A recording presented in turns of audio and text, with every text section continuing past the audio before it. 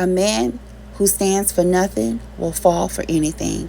Today is the day that all Black Americans, descendants of slaves, foundational Black Americans, FBAs, that we are all supposed to be in solidarity, boycotting the African braid shops, not out of spite, not out of anger, not out of jealousy, but out of necessity.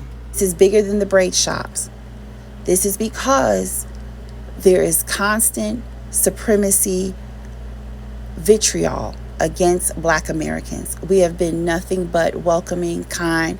We have celebrated our African roots for decades here, in our art, in our music, in our clothes. And for decades, since civil rights has passed and African immigrants have relocated here into the United States, there has been constant vitriol. Stay away from Black Americans. You're lazy. You're katas. You're the N-word. You're no good. You're this. You're that. You're welfare. It's just constant white supremacy talking points. And I think that you have to understand where we're coming from. We will not allow white supremacists to talk to us like this, or any other group of races to talk towards us as people that belong to this land. And neither will we of our African brothers and sisters. This is just an infighting between family. Family's still gonna be family.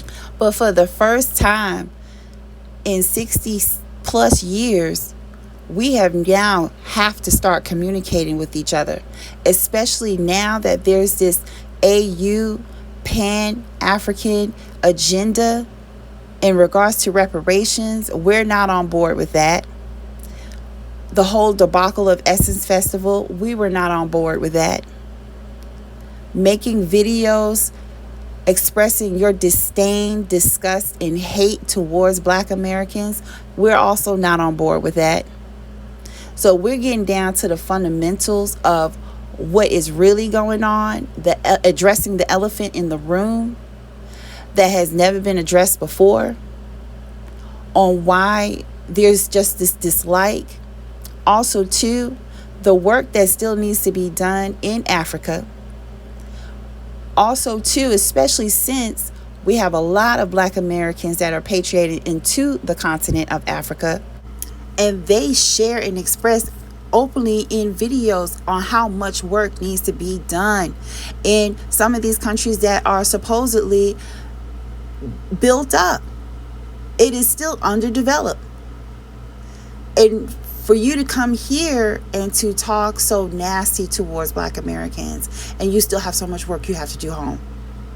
As a ancestor of Africa, I don't even feel right that when I turn on my TV or I go on my social media page and I still see children in the state that they were back in the 80s, when they used to show commercials of our little African children over there in hunger. It doesn't make any sense. So now we got to get down. So if the only way that we can get the attention of our African brothers and sisters is through the dollar, this is unfortunately one way that we are going to have to do it. August 1st. Some people will go past August 1st. Some people will just do August 1st. That's their prerogative.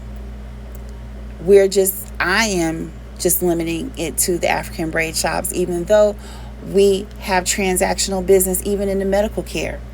And that medical care is another concern. Because if there's this much hate and vitriol and prejudice against Black Americans, that's a major issue. That means that healthcare looked at now much differently. Black Americans are going to have to make decisions on who is going to care for them until we reach a path of clarity, respect, mutual respect, and understanding. And let me reiterate just one more time for all my FBAs, and that is, I made a video on the other day stating that I hear a lot of videos of people that are in protest of the boycott. If you're more concerned about your image in your hair You have some work to do internally. You have some work to do internally, because it's bigger than just your image. Don't let the image of your hair still be a barrier for you to stand on business. There's some things that we're going to have to take care of. We have elders, our mothers, our fathers, need of health care. And a lot of our African brothers and sisters, they do work in the hair fields. Okay? So this is bigger than just getting your hair braided. We have to look at the bigger picture together as a people until we can get clarity. Until then, we have plenty of FBAs that are out here that are licensed, that are working in professional settings. They know about hair care. I encourage black hairstylists, black barbers, start getting back into one building again. All of the separation with these suites. It used to be a time when I used to do professional hair, it would be 20 of us in one building. We didn't have nobody talking nasty to us. If we had fights and arguments, it was over something stupid. But I guarantee you this, you didn't have to worry about me putting your life in danger,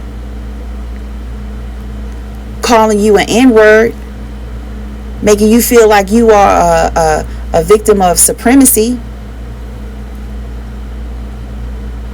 As Malcolm X said, you don't stand for something, you'll fall for anything. And yes, his mother was from the Caribbean, but his father was a foundational black American. His wife is a foundational black American. His children are also foundational black Americans. And I think he would be highly disappointed to know that the continent that he loved so much had brothers and sisters that came over here in those years after civil rights had passed, knowing that there is this vitriol towards his people here in the United States. I think he would be highly disappointed. I think Marcus Garvey would be highly disappointed.